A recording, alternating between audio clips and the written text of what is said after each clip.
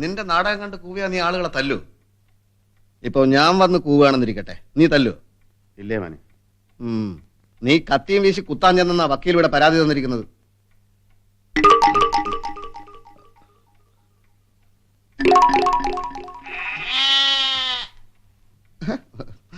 നമ്മൾ ഒന്നിച്ച് പഠിച്ചതും ഒന്നിച്ച് കളിച്ചു നടന്നതും. അതെ, ഒന്നിച്ച് കളിച്ചു നടന്നതും ഒക്കെ ശരിയായിരിക്കാം. പക്ഷേ ഞാനിന്ന് സ്ഥലം ഇൻസ്പെക്ടർ ആണെന്നുള്ള കാര്യം നീ മറക്കരുത്. മറന്നിട്ടില്ലേ മോനെ? ഒന്നും. 4 കുറയ്ക്കാം. 14.25 രൂപ. 15 രൂപ. 15 രൂപ. 15 രൂപ. 15 രൂപ. ഇതെന്നാടാവേ പഠിത്തം നിർത്തി കന്നാലി കച്ചവടം തുടങ്ങിയോ? ഫീസ് അടക്കാൻ കാശിലിടാവേ. അപ്പൊ നിന്റെ അച്ഛൻ ഏടങ്ങത്ത് ചെട്ടിന്ന് പിരിക്കുന്നതൊക്കെ എവിടെ കൊണ്ട് കൊടുക്കുക? ഇനി പരീക്ഷ എഴുതണ്ട, പാസ്സാവുകയെന്ന് അച്ഛൻ പറയുന്നത്. അത് തരാ. ഇതിനൊന്നും കൊടുക്കുന്നില്ലയോ? പിന്നെ ഒരുപാട് കൊടുക്കുന്നുണ്ട്. എന്താ എന്റെ പേര്? പേരിട്ടിട്ടില്ല. പേര് വിളിച്ച് അടുത്ത് വന്നാ വല്ലതും തിന്നാൻ കൊടുക്കണ്ടേ? അയ്യോ അയ്യോ, കരി കരി. എന്ത് കരി? അയ്യോ, ഇത് നമ്മുടെ നാരായണ ചേച്ചിയുടെ ആടല്ലേ ചിന്നു. കരിയടിച്ച് നാണമില്ലല്ലോടാ. ആ പാവം നാരായണ ചേച്ചിയുടെ ആടിനെ അടിച്ചു മാറ്റി കരി അടിച്ച് ചന്തയെ കൊണ്ടു വെക്കാം. അയ്യേ അയ്യേ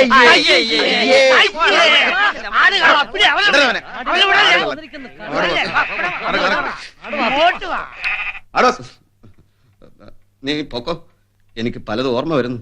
2 പൊട്ടിക്കുന്നില്ലേ മോനെ? ഇപ്പോഴില്ല, മേലിത് ആവർത്തിച്ചാ നീയാണെങ്കിൽ പോലും എനിക്ക് പൊട്ടിക്കേണ്ടി വന്നേക്കും.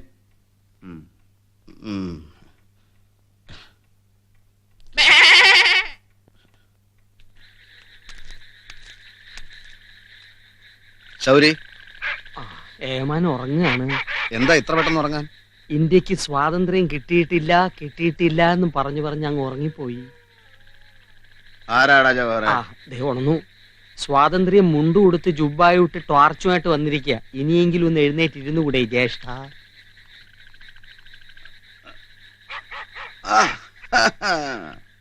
ഏമാൻ വന്നത് നിന്നെ സ്റ്റേഷനിൽ വിളിപ്പിച്ചത് നിനക്ക് ഇഷ്ടപ്പെട്ടിട്ടില്ല എന്നെനിക്കറിയാം.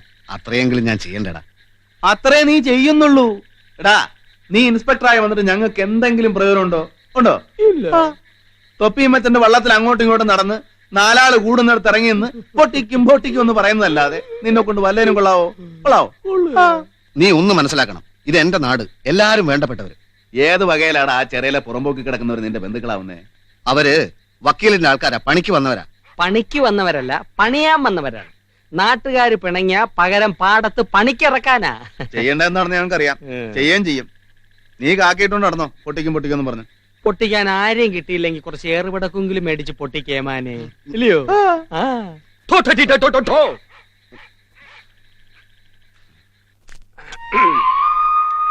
നാരായണ ചേട്ടത്തെ, പഞ്ചായത്ത് തെരഞ്ഞെടുപ്പ് വരുന്നുണ്ട്. തെരഞ്ഞെടുപ്പൊന്ന് കഴിഞ്ഞിട്ട് വേണം എനിക്ക് എന്റെ ചായക്കടയൊക്കെ ഒന്ന് പുതുക്കി പണിയാൻ. ചായക്കട ഇരിക്കുന്ന പുറമ്പോക്ക് സ്ഥലം പഞ്ചായത്തിൽ നിന്ന് വലിച്ചു തരുന്നവർക്ക് വോട്ട് കൊടുക്കും.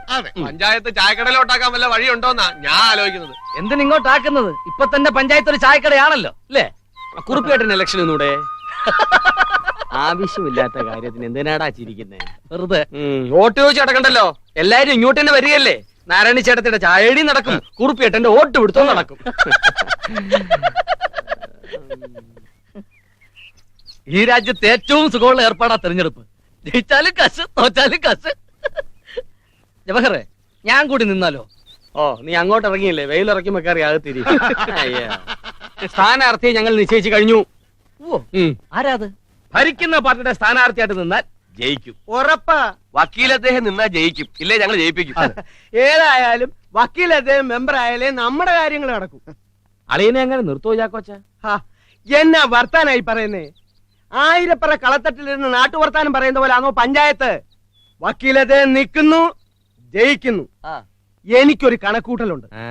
പഞ്ചായത്തിന്റെ അനുവാദത്തോടെ 1000 പറയിൽ ഒരു കുരിശടി പണിയണം. അത് വേണോ ചാക്കോച്ച? വേണം. പണിക്കാര് കൂടുതൽ ക്രിസ്ത്യാനികളാ, അവരെ കയ്യിലെടുക്കണം. മതം പറഞ്ഞ് ചീട്ടിറക്കിയാലേ വെട്ടേണ്ട അടുത്ത് കൊള്ളൂ. നിങ്ങൾ ഇങ്ങനെ നിർബന്ധിക്കുമ്പോ ഞാൻ എന്നാ പറയാനാ? സമ്മതിച്ചെന്ന് പറഞ്ഞാട്ടെ. നിങ്ങളെല്ലാരും പറഞ്ഞ നിലയ്ക്ക് ഞാൻ സമ്മതിക്കാം. പക്ഷേ എതിരും വഴക്കൊന്നും എനിക്ക് ഇഷ്ടമല്ലെന്നറിയാമല്ലോ. ഏമാനെതിരായി ഏതവൻ വരാനാ? ഏമാൻ നിന്നാൽ ഒരു പൂതരി എതിർക്കില്ല. അങ്ങനെയാണെ ഞാൻ നിൽക്കാം. കൈമളേമാൻ ജയിക്കട്ടെ. രണ്ടുപേരുടെ പേരുകളാണ് വന്നിട്ടുള്ളത്. അന്നമ്മൂട്ടുമേടയിൽ ശ്രീ പത്മനാഭ കേബലിന്റെ പേരും പുത്തം വീട്ടിലെ വക്കീൽ ശ്രീ ഗോവിന്ദ മേനോന്റെ പേരും. പത്മനാഭ കേബലിനെ അനുകൂലിക്കുന്നവർക്ക് കൈപൊക്കേട്ടെ. ആ, ഇനിയിപ്പോ വക്കീൽ മേനോൻ സാറിന്റെ പേര് പരിഗണിച്ചിട്ട് കാര്യമില്ലല്ലോ. നമ്മുടെ കക്ഷി സ്ഥാനാർത്ഥിയായി അന്നമ്മൂട്ടുമേടയിൽ ശ്രീ പത്മനാഭ കേബലിനെ നിർത്തുന്നു. ചിഹ്നം നിറവറ. തോൽക്കുന്നോ ജയിക്കുന്നോ എന്നുള്ളതല്ല പ്രശ്നം. നമ്മുടെ സംഘം വളരണമെങ്കിൽ ശൗരി തന്നെ സ്ഥാനാർത്ഥിയായി നിൽക്കണം. എന്നെ കൊണ്ട് പറ്റുമല്ലോ.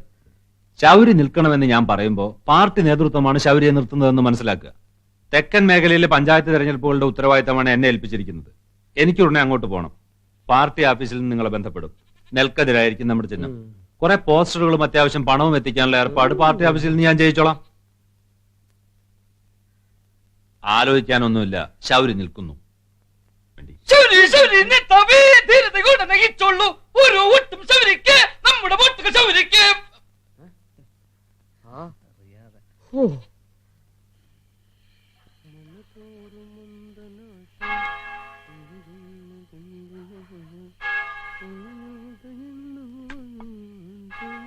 എങ്ങോട്ടാടാ?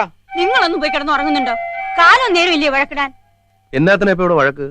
എന്നാപ്പാ അപ്പൊ എന്നാ പറ്റി? കൈമൾ അദ്ദേഹത്തിനെതിരായിട്ട് നീ നിൽക്കാൻ പോവാണോ? കൈമൾ അദ്ദേഹത്തിനെതിരായിട്ടല്ല, ഞങ്ങളുടെ കൂട്ടത്തിൽ നിന്ന് ഒരാള് തെരഞ്ഞെടുപ്പിന് നിൽക്കണമെന്ന് തീരുമാനിച്ചു. സംഘത്തിൽ എല്ലാരും കൂടെ ചേർന്ന് എന്നെ പിടിച്ചാക്കി. എന്നാ പിടിച്ചാക്കിയവന്മാരുടെ തിണ്ണയിൽ പോയി കിടന്നുറങ്ങിയാ മതി. നിങ്ങൾക്ക് എന്നാത്തിന്റെ സൂക്കേടാ മനുഷ്യ? അകത്ത് പോടി, തൊഴിച്ചു നിന്നെ ഞാൻ. അമ്മച്ചി തൊഴിൽ വാങ്ങിക്കാതെ അകത്ത് പോയി കിടന്ന് ഉറങ്ങിയാട്ടെ. ഞങ്ങൾ ഇങ്ങനെ കുറച്ചേരം നിൽക്കാൻ പോവാ. നിന്നെ ഞാൻ ഈ മുറ്റത്ത് പോലും നിൽക്കാൻ അനുവദിക്കില്ലടാ, നന്ദി കെട്ടവനെ. ആ, എന്നാ ഞാനങ്ങ് പോയേക്കാം. പോയാട്ടെ. ആഹാ, അപ്പൊ ഞാൻ ശരിക്കും പോവാ. പോടാ, എന്നതാടാ നിന്ന് മൂപ്പിക്കുന്നേ? അപ്പനാ നടക്കണ്. ഓ, ഞാനതങ്ങ് സഹിച്ചു. ഇതിൽ കൂടുതൽ എനിക്കിനി ഒന്നും വരാനില്ല. അമ്മച്ചേ, ഇനി ഇതെല്ലാം കഴിഞ്ഞിട്ട് ഞാൻ വരാം. നീ എങ്ങോട്ടാടാ? ഞങ്ങള് അവിടെ ഒരു ആഫീസ് തുറന്നിട്ടുണ്ട്, വായനശാലയില്. അമ്മച്ചിക്ക് എന്നെ കാണണമെങ്കിൽ അങ്ങോട്ട് വരാം. അപ്പനോടും കൂടാ. ഓ, പോടാ, ഇവനൊരു വലിയ ആഫീസർ. തൊഴിച്ച എല്ലാത്തിനെയും കയറി പൊടിയാത്ത്.